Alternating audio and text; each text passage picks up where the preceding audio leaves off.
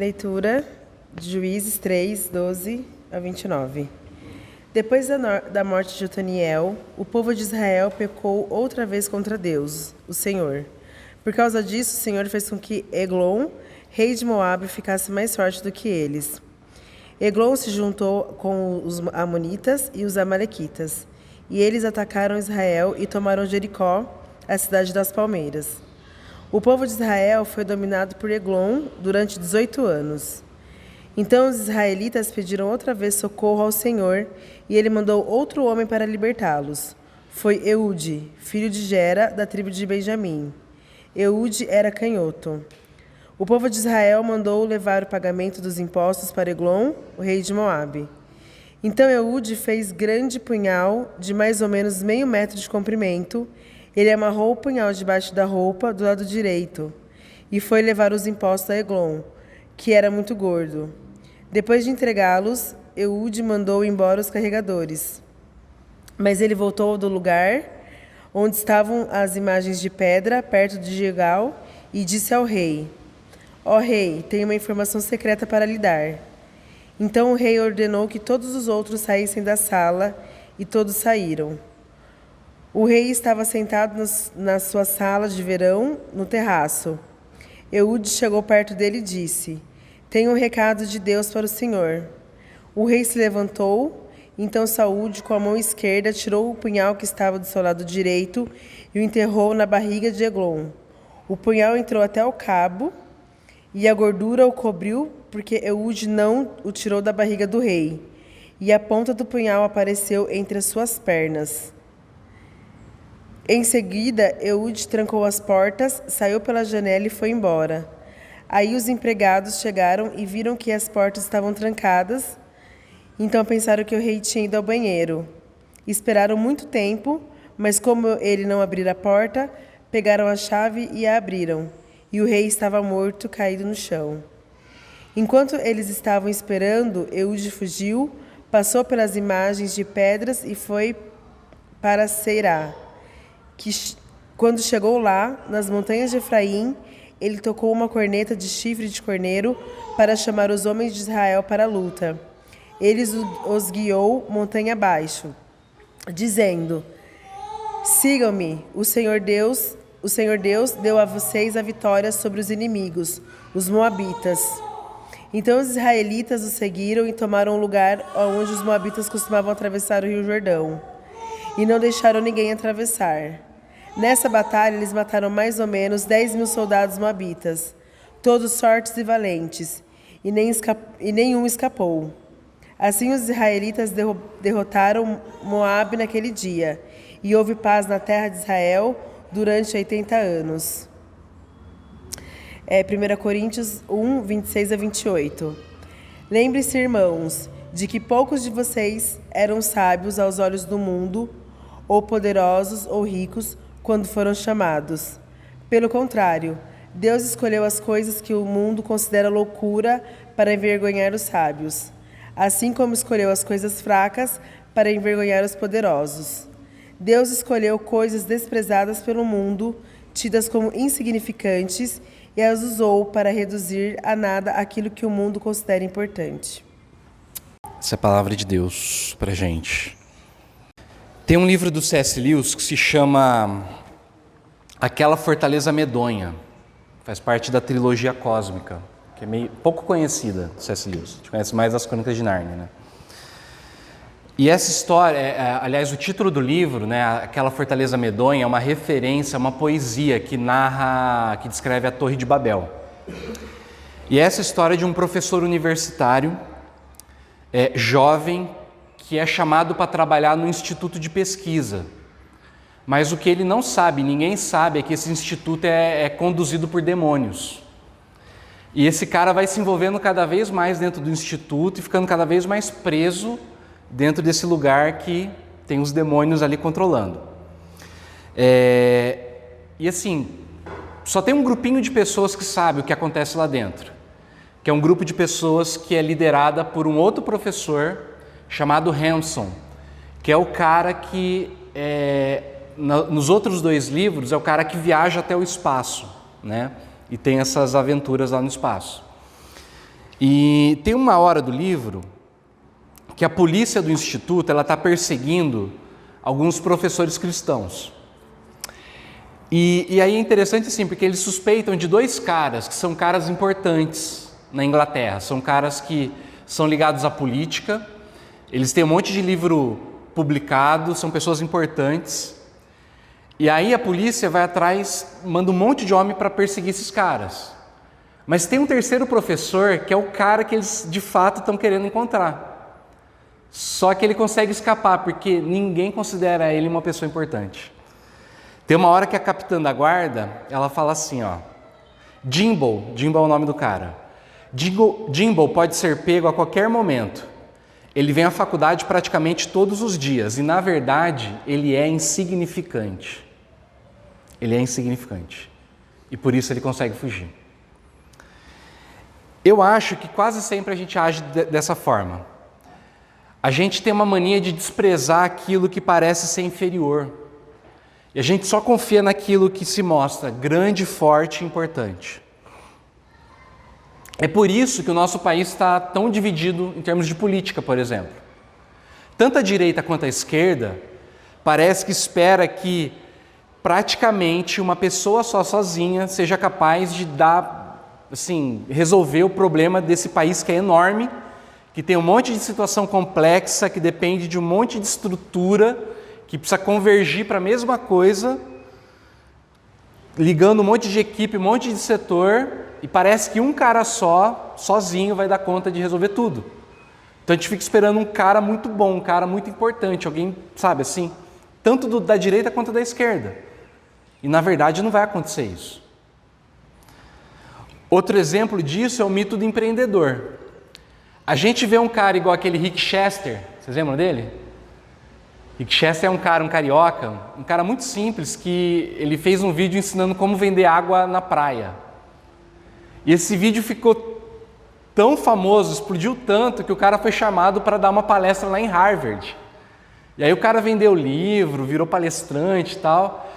E aí a gente olha para esse cara, né, tipo, nossa, é um empreendedor. Ele até fez uma propaganda do Santander uma época, né, falando de empreendimento, de empreendedorismo, na verdade, né?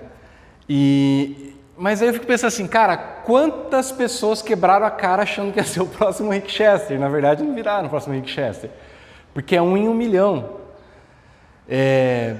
E talvez assim, o último exemplo é o quanto que a indústria do entretenimento ela lucra com as histórias de super-heróis. É interessante que, explorando esse universo de super-heróis, de repente a gente olha uma série, não sei se vocês já assistiram, igual The Boys, né? Que é uma série que critica os super-heróis. E assim, deixa eu avisar, né? Ela é proibida para menor de 18, tá? Não assista com crianças, porque não tem como. Porque é muito violento, é muito, muito gráfico assim. Porque na verdade é uma série que a história é o seguinte: é uma indústria farmacêutica muito poderosa, parecida com aquele instituto lá, né? Que eu li a história do C.S. Lewis. Eles são muito poderosos. E aí eles conseguiram inventar um composto químico. Que é o que dá os poderes para as crianças. E eles injetam esse negócio quando eles são crianças ainda, quando são bebês.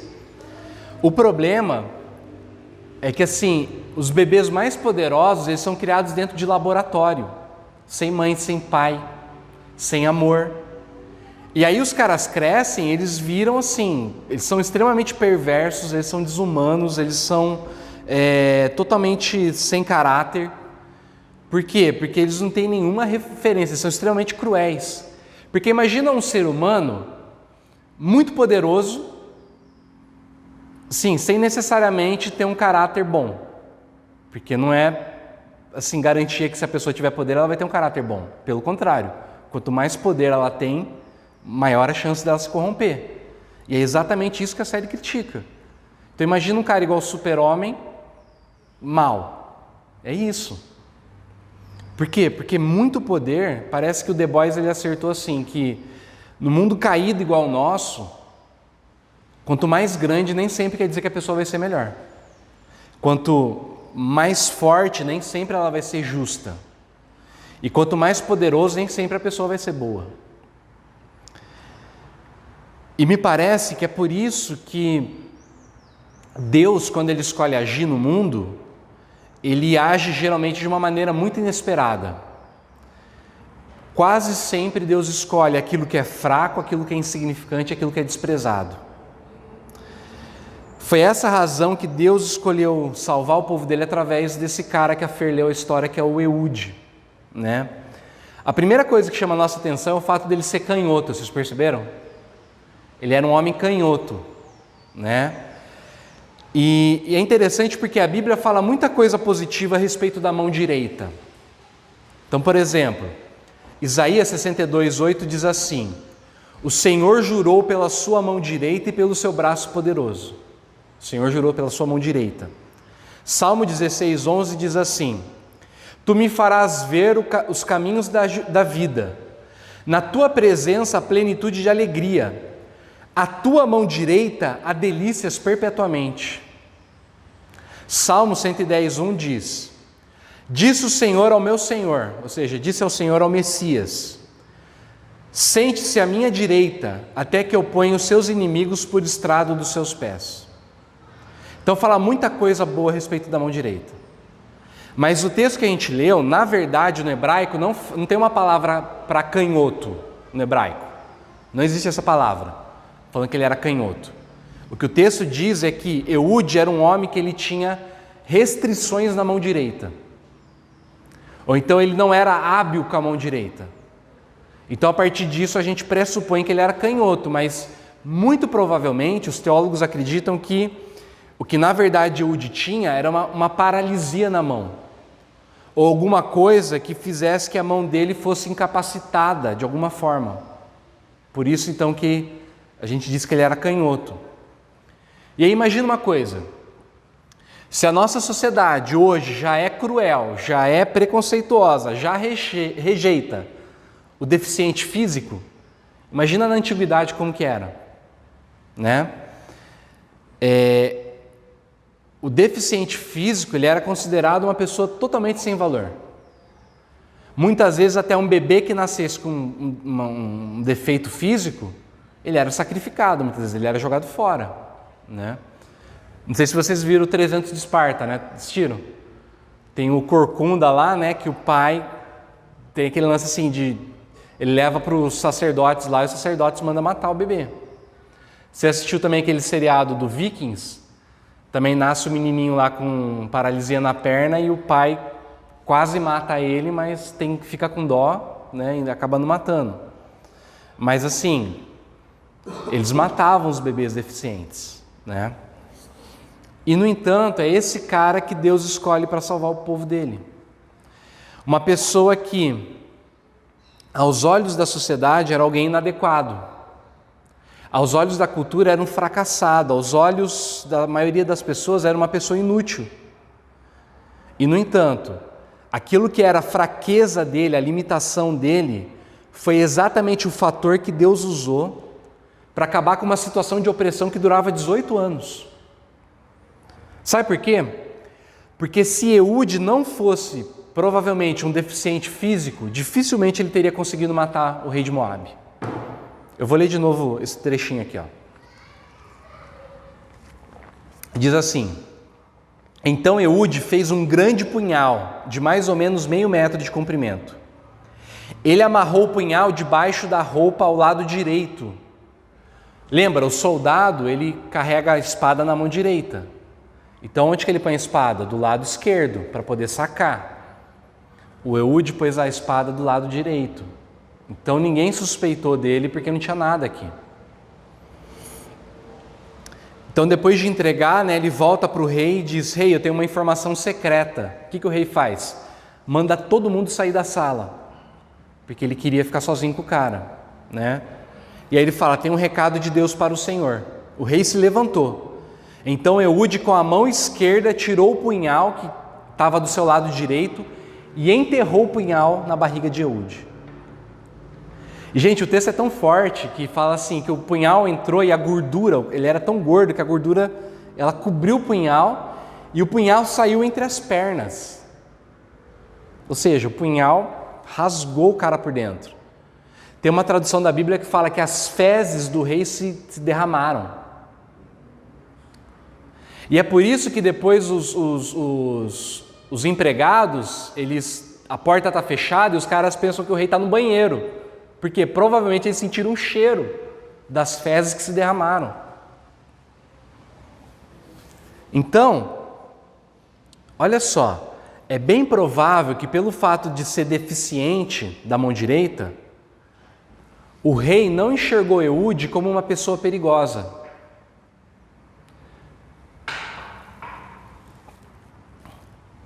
Pelo fato dele não conseguir empunhar uma espada com a mão direita, não passou pela mão do rei que ele podia segurar a espada com a mão esquerda. Tem um comentarista bíblico que ele fala assim, ó: se Eude não é capaz de empunhar uma arma com sua mão direita, todos assumem que ele não consegue empunhá-la de nenhum outro jeito. Assim, ele é admitido na presença do rei, quando solicita uma audiência particular com Eglon. Por causa da sua deformidade, ele não representa risco à segurança do moabita. Sabe o que significa pra gente? Às vezes, aos olhos do mundo, aquilo que é a nossa deficiência, aquilo que é a nossa fragilidade, quando a gente coloca tudo aquilo que a gente é diante de Deus, à disposição de Deus, é exatamente aquilo que nos torna frágil, aquilo que nos torna fraco, que Deus vai usar para poder salvar o povo dele, para poder redimir vidas. Um exemplo disso é aquele cara, vocês lembram aquele cara, o Nick Vujicic? Lembra desse cara? É um cara que ele nasceu sem os dois braços e sem as duas pernas, ele dá palestra. Tem um vídeo dele que ficou muito famoso, que ele anda de skate, ele surfa, ele nada. Lembram desse? É um australiano, ele é um cara bonito pra caramba, mas ele não tem nenhum dos membros.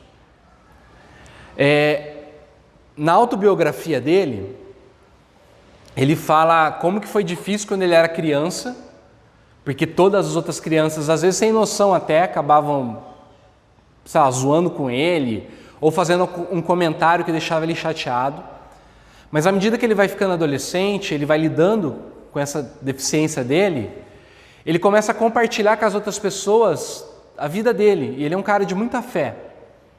E aí na biografia dele, ele mostra como é que ele percebe quando a deficiência dele pode causar uma coisa positiva nas pessoas. Então olha só o que ele escreve. Ele diz que ele fez uma palestra e uma menina começou a chorar muito e pediu levantou a mão e pediu para dar um abraço nele, pela primeira vez. E aí ela deu um abraço nele, ele falou assim, o melhor abraço que ele já levou na vida. E a menina chorava muito, estava todo mundo já chorando já, né? E ela virou para ele e falou assim, ninguém antes falou que eu era bonita como você falou. Ela falou, e essa tua fala mudou minha vida. Ela virou para ele e falou assim, você também é muito bonito. E aí ele fala assim, eu gostei muito de ouvir que eu era bonito, né? Não foi ruim. Só que aí ele fala assim, ó, experiências como essa me ajudaram a entender que ser diferente, entre aspas, podia me ajudar a contribuir com algo especial para o mundo. Descobri que as pessoas estavam dispostas a me dar ouvidos, porque bastava olhar para mim para perceber que tinha superado minhas adversidades. Deus me usou para chegar às pessoas em incontáveis escolas, igrejas, presídios, orfanatos, hospitais, estádios e auditórios. Ele usou meu corpo incomum e me investiu da capacidade de encorajar os espíritos e animar os corações, exatamente como diz na Bíblia. Então,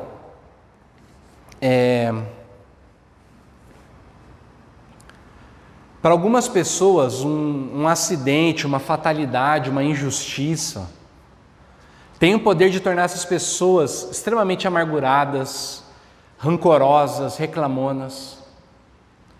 Mas gente que consegue enxergar o propósito de Deus na sua vida independente da circunstância, mesmo um acidente, mesmo uma injustiça, mesmo uma fatalidade, muitas vezes acaba se tornando um catalisador que torna essa pessoa mais sensível, mais generosa, mais agradecida e alguém que muda o mundo.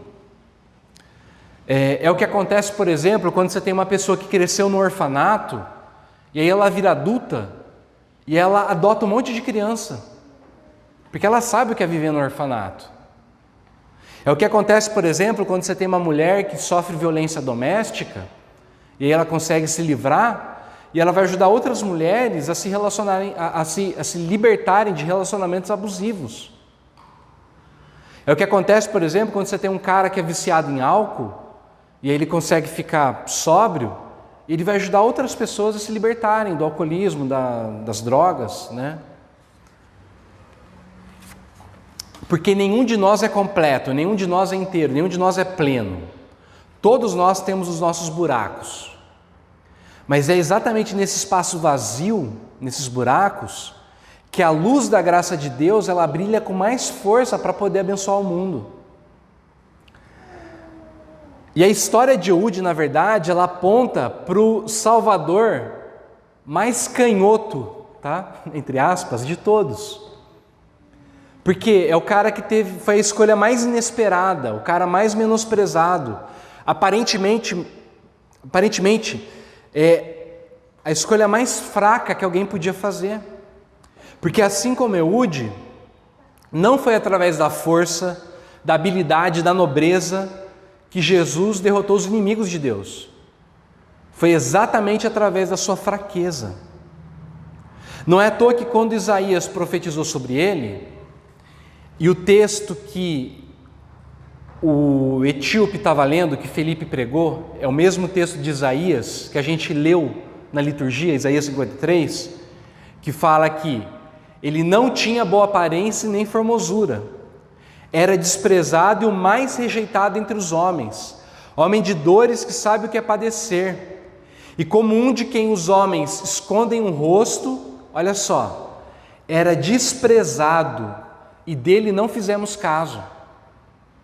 Jesus era o cara mais Zé, sabe? Mais desprezado, mais que ninguém leva a sério, que podia ter. E foi esse cara que Deus escolheu para salvar o povo dele. Por isso que Eude aponta para Jesus. O Tim Keller fala assim: Jesus era um marginalizado, alguém que de acordo com o mundo não poderia ser governante ou resgatador, ou o resgatador escolhido por Deus. Jesus é um libertador muito mais improvável e às avessas. Ele não libertou o seu povo por meio de um grande triunfo, mas por meio de uma derrota esmagadora. Ou seja, Deus escolheu um Salvador menosprezado, sabe para quê? Para poder resgatar um povo que também é menosprezado. Deus escolheu um Salvador inesperado para resgatar um povo que também é inesperado. Deus escolheu um Salvador canhoto, entre aspas, para resgatar um povo que é um povo canhoto. Por quê? E aí eu quero aplicar de duas formas. Primeiro, para a gente que é cristão aqui.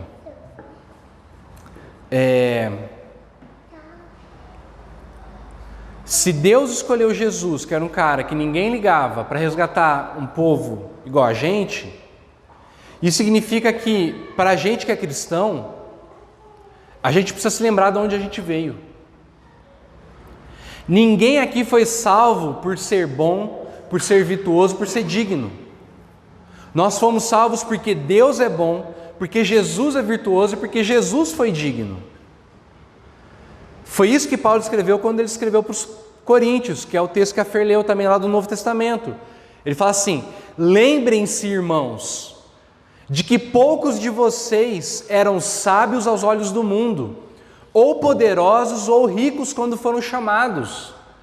Pelo contrário, Deus escolheu as coisas que o mundo considera loucura para envergonhar as sábias, assim como escolheu as coisas fracas para envergonhar os poderosos.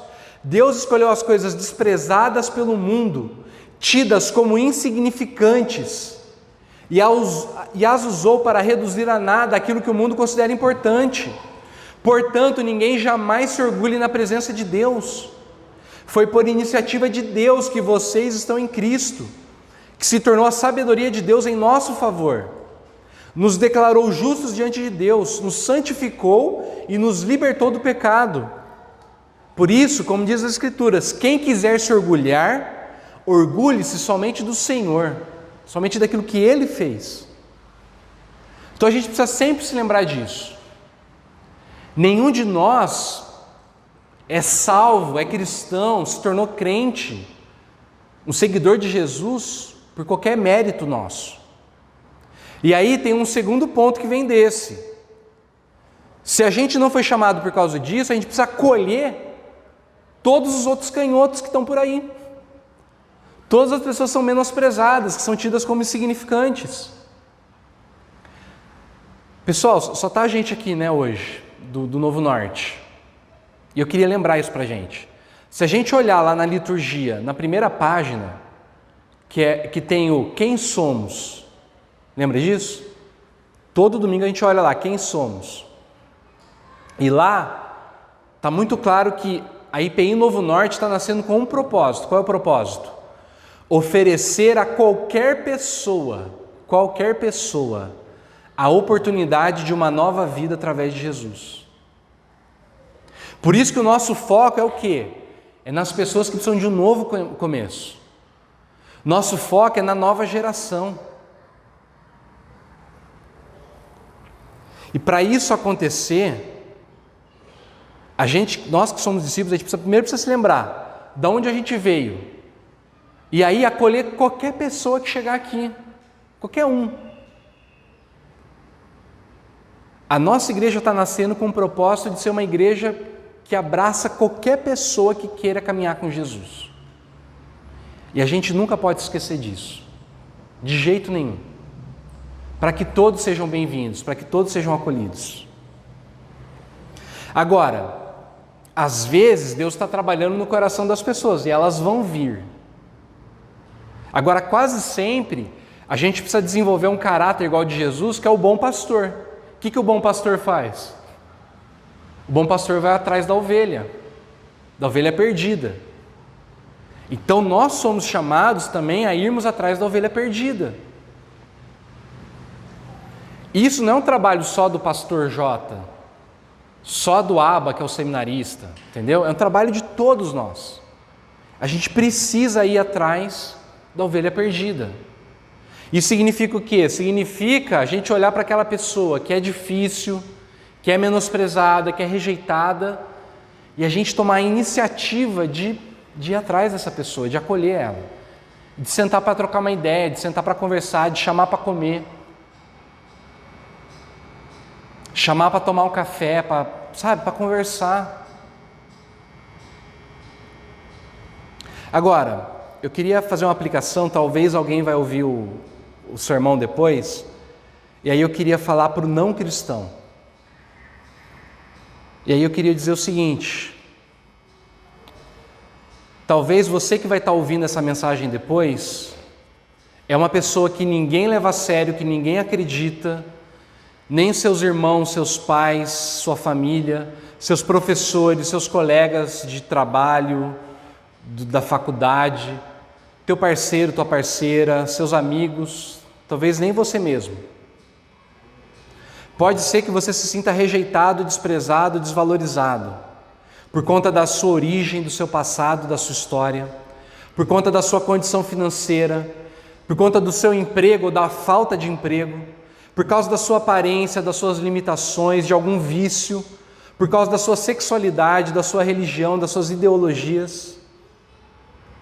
O que eu queria dizer para você que vai estar ouvindo essa mensagem depois é que tem alguém que não te rejeita de jeito nenhum. Não importa o que você tenha feito, não importa os vícios, os pecados que você carrega, não importa a forma que os outros te enxergam, porque Jesus, o mais rejeitado de todos os homens, aceita você do jeito que você é, porque Ele sabe o que é ser rejeitado. É isso que Isaías disse. Ninguém levou Ele a sério. Ele sabe o que é isso. E Ele foi rejeitado para que você não fosse rejeitado por Deus. Ele foi menosprezado para que você pudesse ser aceito por Deus. As Escrituras dizem que se você deseja receber esse tipo de amor que não falha, que não tem limite, a única coisa que você precisa fazer é confiar no seu coração. Igual, a gente não gravou essa história, mas quando o etíope ouve a respeito de Jesus, ouve lá Isaías 53 e fala, eu acredito. E aí ele é batizado. Agora, em segundo lugar, uma vez que você entende que você é aceito por Deus, você não precisa e nem deve caminhar sozinho. E é para isso que a igreja existe. Como eu disse aqui, nossa igreja está nascendo para acolher todo mundo, para aceitar todo mundo. Então, queria fazer esse convite para você vir, para você conhecer, para você entrar em contato com a gente, para poder caminhar junto com outras pessoas que também estão batalhando. E aí, pessoal, para encerrar,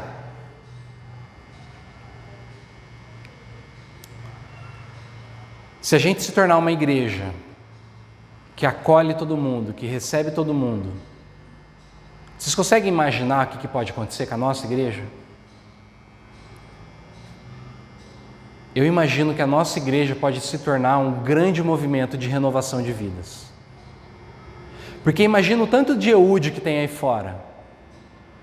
Tanto de cara que ninguém liga, que ninguém dá valor, que ninguém leva a sério. Mas que se Deus entrar na vida dessa pessoa, vai ser um cara, uma mulher que vai fazer uma baita de uma diferença lá fora. Que vai salvar a vida de um monte de gente. Imagina quanta gente que, apesar da limitação física, mental, social que pode carregar, é capaz de coisas incríveis quando se coloca à disposição de Deus. Imagina só o tanto de gente que está cheio de potencial que ninguém enxerga e que só está esperando uma pessoa, um cristão, que olhe para ela e fala assim, cara, Deus tem uma coisa melhor para você.